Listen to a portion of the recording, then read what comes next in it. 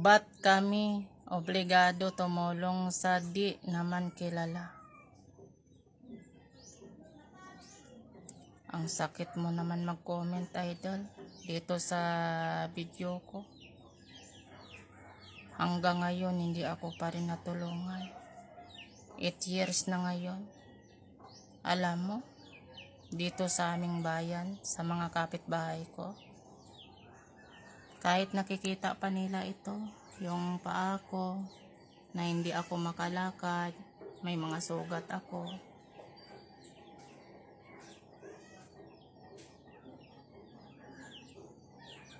Sabi nila sa akin, hindi ako matulungan. Kahit on duty pa ako nalaglag sa trabaho ko. Hindi mananagot yung engineer ko kahit walang lisensya. Kontraktor ko o kampanya na trabahuan ko dito sa Pilipinas. Idol, antes na tulungan nila po ako kasi kilala nila ako. Sabi nila pa sa akin,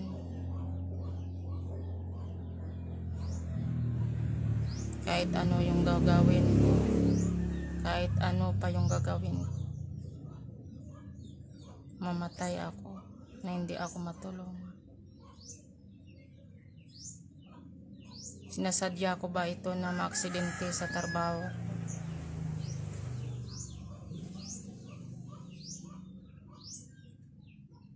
Sinasadya ko ba ito? Kung sa inyo po ito siguro nangyari, malalaman nyo din kung ano yung paghihirap ko. Hindi nga eh.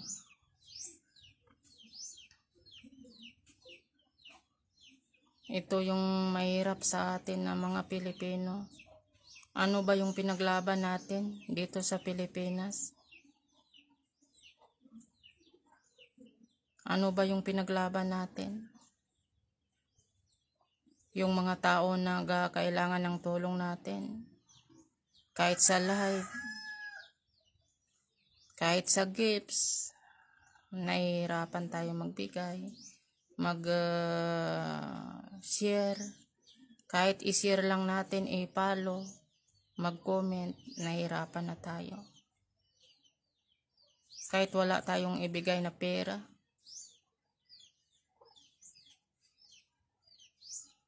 nahihirapan tayo na i-follow, i-share para na marami pa yung manonood sa kanila. Katulad ko, 8 years na ngayon yung paghihirap ko. Sa paghingi ko ng tulong hanggang ngayon, hindi pa rin ito napansin ni Jessica Su o ni Rapi Tulfo o sino naman na may mga magandang kalooban. Ano ba yung pinaglaban natin dito sa Pilipinas?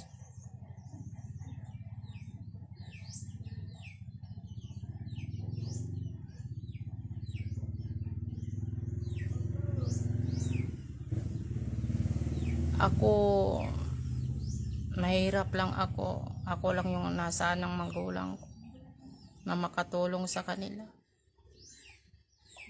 Kung alam ko lang po yung mangyari sa akin na masama, hindi ako papasok doon sa kontraksyon. Sa kontraksyon ko na yung pangalan ng kontraktor ko ay John Duran from Hantik-Antik. Yung pangalan ng kampanya ko ay Inky. Shout out lang sa mga kampanya dito sa Pilipinas at sa mga engineer naming walang lisensya. Sana po makikita naman ng mga tao dito na nakaupo sa aming gobyerno po. Na sana po tulungan kami ng mga labor po. Kasi kami yung mga labor, kami po yung nagpatayo ng bahay, building. Kung wala kami, wala kayong upuan, wala kayong bahay. Sana po makita nyo naman ito dito sa Pilipinas. Yung mga labor po ay sana po malaki yung sahod. Hindi katulad noon sa akin na sa pag-aksidente ko, yung sahod ko sa isang araw 220 yung araw ko.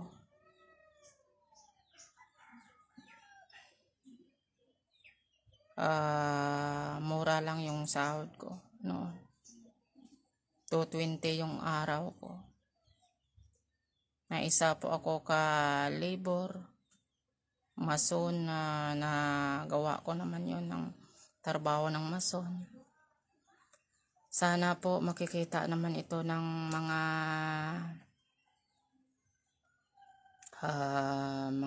kampanya na trabaho namin, na sana po kung may maaksidente sa inyo po, tulungan nyo naman. Bilyon-bilyon naman yung kinikita nyo. Katulad sa akin na natarbawan na kampanya, hanggang ngayon nag-ooperate dito sa amin, sa Antique. God bless you po sa lahat-lahat po na nanonood sa akin. Hindi ako namimilit sa inyo kung ayaw nyo po na tulungan po ako, kasi hindi nyo naman ako kilala. Ito lang masabi ko sa inyo. Kung sa kamag-anak nyo ito nangyari o sa inyo, siguro malalaman nyo din. Yung mga tao na mga mahirap, katulad ko na gusto ko makakain ng maayos. Nagtatrabaho ako ng maayos. Pero na-aksidente pa ako. Wala na akong magawa. Kasi kahit dito sa live ko, sa post ko,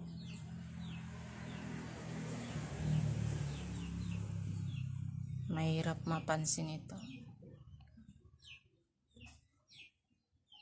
Lahat tayong mga Pilipino walang pakialam sa isa't isa.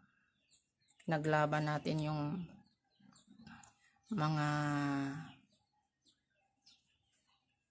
masama, hindi sa kabutihan.